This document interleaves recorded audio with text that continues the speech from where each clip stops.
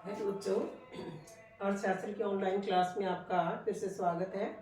हमने पिछले वीडियो में उत्पादन विधि की थी और उस पर एक हमने एग्जाम्पल भी उसका किया था, न्यूमेरिकल किया था। उसी के ऊपर बेस्ड हम एक दो और सम करते हैं, एग्जाम्पल करते हैं, जिससे आपको विधि जो है वो क्लियर हो जाएगी। तो पहला सम है हमारा, ये कुछ आंकड़े दे रखे हैं। देखो, ए फर्म का निर्यात, ए फर्म ने जो निर्यात किया एक तरह से बिक्री है भाई, और ए फर्म ने जो आयात, ए फर्म द्वारा परिवारों को बिक्री, ए फर्म द्वारा बी फर्म को बिक्री, बी फर्म द्वारा ए को बिक्री और बी फर्म द्वारा परिवारों को बिक्री।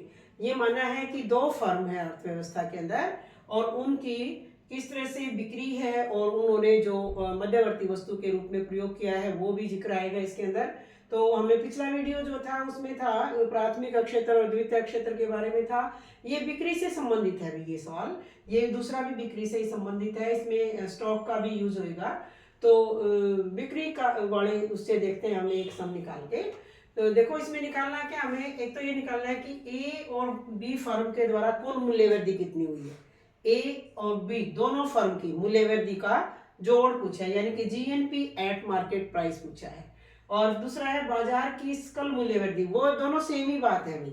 दोनों फर्म के बाजार के अंदर दो ही फर्में हैं, तो दो फर्मों की जो मूल्य वृद्धि है वही जीएनपी है, वही बाजार की सकल मूल्य वृद्धि है, बाजार कीमत पर सकल मूल्य वृद्धि है, या दो फर्मों की मूल्य वृद्धि है।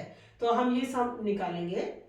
देखो, दो फर्म है, एक फर्म का निर्यात, ए फर्म का निर्यात, ए फर्म का आयात, और जो जो जो बिक्री है हम पहले उनको देखेंगे। देखो कैसे निकालेंगे, पहले हम ए फर्म की मूल्य वृद्धि निकालेंगे। फर्म ए की मूल्य वृद्धि, फर्म ए द्वारा मूल्य वृद्धि, या ए फर्म की, दोबारा भी लिख सकते हैं, ए द्वारा मूल्य वृद्धि, दोनों की मूल्य वृद्धि निकालेंगे। देखो मूल्य वृद्धि कैसे निकालेंगे हम, एक तो जो बिक्री है, ए फर्म की बिक्री, ए फर्म की बिक्री कितनी है वो देखो भाई। ए फर्म की बिक्री, ए फर्म द्वारा परिवारों को बिक्री, ए फर्म की बिक्री कितनी होगी 90, प्लस ए फर्म द्वारा बी को बिक्री हुई, वो क्या है 40, ये भी बिक्री है। अगला क्या है, ए फर्म का निर्यात, निर्यात क्या है, ये रुपयों में दे रखी है सारे आंकड़े, रुपए लाख रुपए में, यानी कि 20 लाख का निर्यात किया है। निर्यात क्या है, निर्यात का मतलब बेचा है, तो ये क्या है, ये बिक्री है, ए फर्म की ये बिक्री है। आप देखो, अब ए फर्म का आयात, आयात का मतलब कि ये मध्यवर्ती वस्तु का मूल्य है, आयात मतलब मंगवाया है ए फर्म ने कहीं से, तो ये क्या है, ये माइनस होगा 50। और क्या है भाई, बी फर्म द्वारा ए को बिक्री, देखो फर्म ए ने बी को बेची है कोई चीज, तो बी के लिए ए के लिए क्या होगी, ये मध्यवर्ती वस्तु, ए के लिए मध्यवर्ती वस्तु होगी। देखो ये तो बिक्री हमने जोड़ ली सारी, 90 40 और 20। अब जो मध्यवर्ती वस्तु है, मध्यवर्ती का जो उपभोग है, मध्यवर्ती उपभोग है, हम उसको जोड़ेंगे। एक तो आयात, आयात मतलब जो चीजें मंगवाई वो, और दूसरा क्या है, फर्म बी द्वारा ए को बिक्री, फर्म ए ने बी ने ए को जो दी है तो वो उसकी इसके लिए मध्यवर्ती वस्तु है, प्लस ये हमने ए ब्रैकेट में ले लिया, यानी कि 80 तो क्या है मध्यवर्ती उपभोग, ये तो हमारी होगी बिक्री भी, सभी को मिला के। ए फर्म ने बी को बेचा, परिवारों को बेचा और निर्यात कर दिया, ये बिक्री है। माइनस क्या आ गया, मध्यवर्ती, मध्यवर्ती उपभोग या मध्यवर्ती उसका मूल्य, मध्यवर्ती जो उपभोग है का मूल्य है, उपभोग का मूल्य है जो उसने यूज किया है चीजों को, तो वे है मध्यवर्ती का। तो बिक्री कितनी होगी हमारी, देखो ये 130 और ये 150 माइनस 80 लाख रुपए का मध्यवर्ती उपभोग है, तो ए फर्म की मूल्य वृद्धि क्या हो जाएगी 70 लाख रुपए जो है वो, इतने लाख रुपए क्या होगी, ए फर्म की मूल्य वृद्धि है। 70 लाख रुपए किसकी है, ए फर्म की मूल्य वृद्धि है। ठीक इसी तरह से हम बी फर्म की भी निकालेंगे कि बी फर्म के द्वारा मूल्य वृद्धि।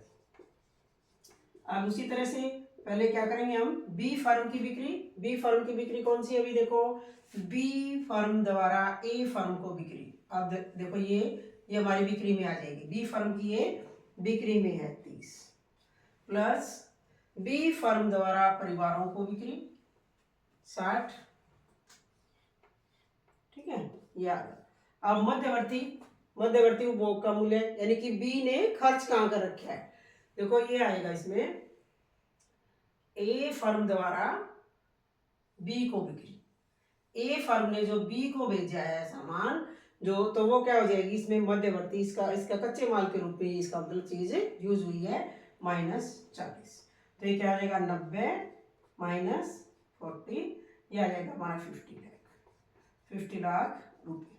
तो कुल ये ए फर्म के द्वारा तो क्या हुई मूल्य वृद्धि 70 लाख की, और बी फर्म के द्वारा हुई 50 की, तो कुल मूल्य वृद्धि क्या होगी भाई, दोनों फर्मों के द्वारा ए प्लस बी की कुल मूल्य वृद्धि,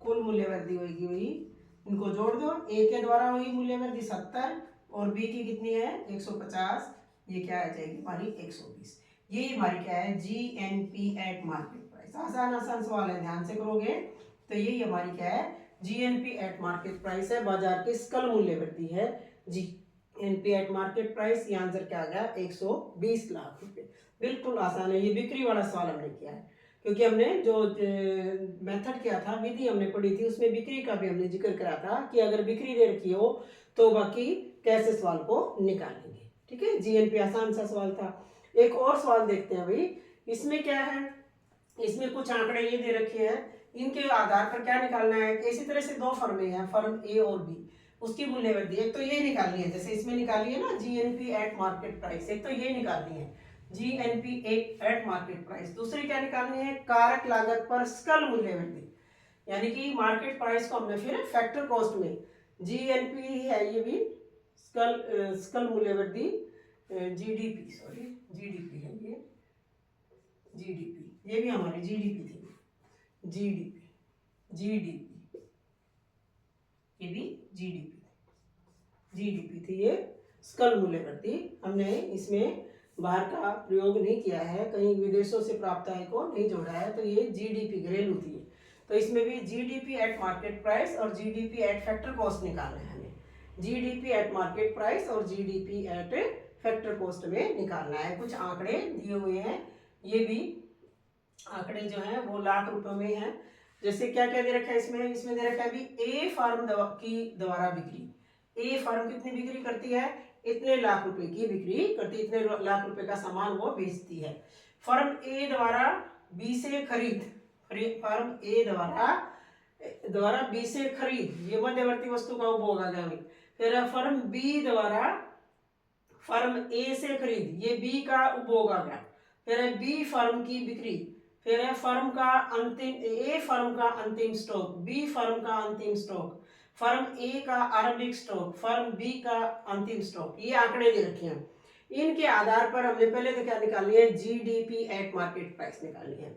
जीडीपी एट मार्केट प्राइस कैसे निकालोगे, इसके द्वारा जैसे हमने ये सवाल किया था इसी तरह से निकालेंगे। पहले फर्म ए के द्वारा मूल्य वृद्धि, फर्म ए के द्वारा उसके जो सामान उसने जो बनाया है उसकी कितनी मूल्य वृद्धि हुई है, तो फर्म ए की मूल्य वृद्धि, फर्म ए की मूल्य वृद्धि क्या होगी, फर्म ए की बिक्री माइनस फर्म ए द्वारा बी से खरीद, बी से खरीद, तो फर्म ए की बिक्री कितनी है 100, फर्म ए की जो बिक्री है वो 100 जोड़ते जाएंगे हम, माइनस फर्म ए ने जो मध्यवर्ती वस्तु के रूप में प्रयोग किया है, यानी कि फर्म ए द्वारा बी से खरीद 40 बी, ठीक है ये आ गया। और फिर क्या आएगा, स्टॉक में परिवर्तन, स्टॉक में परिवर्तन, ए की बात करें हम, स्टॉक में परिवर्तन, स्टॉक में परिवर्तन को हम जोड़ेंगे। स्टॉक में परिवर्तन क्या होता है, अंतिम स्टॉक माइनस आरंभिक स्टॉक। फर्म ए की बात करें, फर्म ए का अंतिम स्टॉक 20 है, अंतिम स्टॉक 20 है, माइनस फर्म ए का अंतिम स्टॉक है 25, तो ये क्या आ गया हमारा 60 माइनस ये 5, देखो ये प्लस का है ये माइनस का है, 20 प्लस का है और 25 माइनस का है, तो -5 होगा। तो ये हमारा आ गया 55, यानी कि फर्म ए की जो मूल्य वृद्धि है वो क्या होगी 55 लाख रुपए। फर्म ए के द्वारा जो मूल्य वृद्धि की गई वो क्या है 55 लाख रुपए। इसी तरह से फर्म बी की मूल्य वृद्धि निकालेंगे। फर्म बी की मूल्य वृद्धि क्या हो जाएगी, फर्म बी की बिक्री, बिल्कुल इसी तरह से जैसे हमने फर्म ए की बिक्री की थी, फर्म बी की बिक्री माइनस फर्म बी द्वारा फर्म ए से खरीद, जो बी ने ए से खरीदी है वो, प्लस इसमें स्टॉक में परिवर्तन। तो देखो भाई बिल्कुल ऐसे ही आएगा। फर्म बी की बिक्री, फर्म बी की बिक्री ढूंढो। फर्म बी की बिक्री 200, फर्म बी की बिक्री कितनी है 200। अब फर्म बी के द्वारा ए से जो खरीद है वो, फर्म बी द्वारा ए से खरीद कितनी है 60 की, 60, इसको एक ब्रैकेट में बंद कर लो, प्लस स्टॉक में परिवर्तन, स्टॉक में परिवर्तन किसका बी का।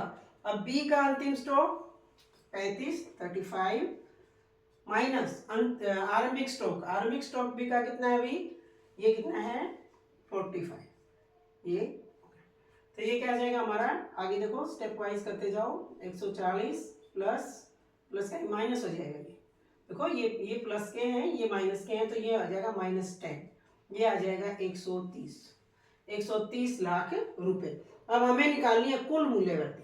कुल मूल्य वृद्धि कैसे निकालोगे भाई, कुल मूल्य वृद्धि में हम दोनों को जोड़ देंगे। कुल मूल्य वृद्धि, कुल यहाँ करते हैं कुल मूल्य वृद्धि, कुल मूल्य वृद्धि क्या हो जाएगी, कुल मूल्य वृद्धि में ए फर्म के द्वारा जो मूल्य वृद्धि है वो, ए फर्म की मूल्य वृद्धि यानी कि 55 लाख रुपए, प्लस बी फर्म की मूल्य वृद्धि वो क्या है 130, वो क्या हो जाएगी हमारी फिर देखो 55 और ये 185 लाख रुपए। 185 लाख रुपए की क्या हुई है कुल मूल्य वृद्धि हुई है। क्या हुई है कुल मूल्य वृद्धि, ये हुई है 185 लाख रुपए की, यानी कि ये हमारी क्या आएगी जीडीपी एट मार्केट प्राइस क्या आएगी 185, जीडीपी एट मार्केट प्राइस। अब एक चीज तो हमारी निकल आएगी, जीडीपी एट मार्केट प्राइस क्या आएगी हमारी 155 लाख रुपीस। दूसरी हमने क्या निकालनी है कारक लागत के ऊपर इसका मूल्य वृद्धि। अब इसको हमें क्या किस में बदलना है, जीडीपी एट फैक्टर कॉस्ट पे बदलना है। GDP at factor cost, GDP at factor cost हम जब निकालते हैं तो हम किसको माइनस करते हैं, हम एनआईटी को माइनस करते हैं।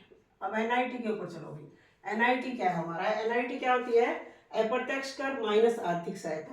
तो इसमें देखो क्या दे रखा है, दोनों फर्मों द्वारा, ये दे रखा है, ये जो 9वां पॉइंट है ये दे रखा है दोनों फर्मों द्वारा अप्रत्यक्ष कर का भुगतान, वो 30 दे रखा है। अप्रत्यक्ष कर, निविल अप्रत्यक्ष कर नहीं दे रखा, अप्रत्यक्ष कर दे रखा है, लेकिन सब्सिडी का कोई जिक्र नहीं कर रखा है, इसमें आर्थिक सहायता नहीं लिख रखी। तो जो आंकड़ा अगर नहीं दे रखा है तो हम उसको 0 मानेंगे, आर्थिक सहायता 0 है, तो इसका मतलब क्या होगा ये जो है यानी कि 30 माइनस ये क्या एनआईटी क्या बन गया हमारा, फिर एनआईटी बन गया 30 माइनस 0, आर्थिक सहायता है ही नहीं, तो फिर निट ही क्या होगा हमारा 30 होगा। तो इसमें से 30 माइनस कर देंगे, 185 माइनस 30, ये बन जाएगा 155 लाख रुपए। ये क्या होगा हमारा जीडीपी एट फैक्टर कॉस्ट आ। देखो आर्थिक सहायता इसमें दे नहीं रखी, इसका मतलब वो 0 है, तो हमारा एनआईटी ही बन गया, फिर 30 माइनस 0 30 ही बन गया। तो इसमें से 30 घटा देंगे, 30 माइनस कर देंगे 185 में से, ये आ जाएगा हमारा 155।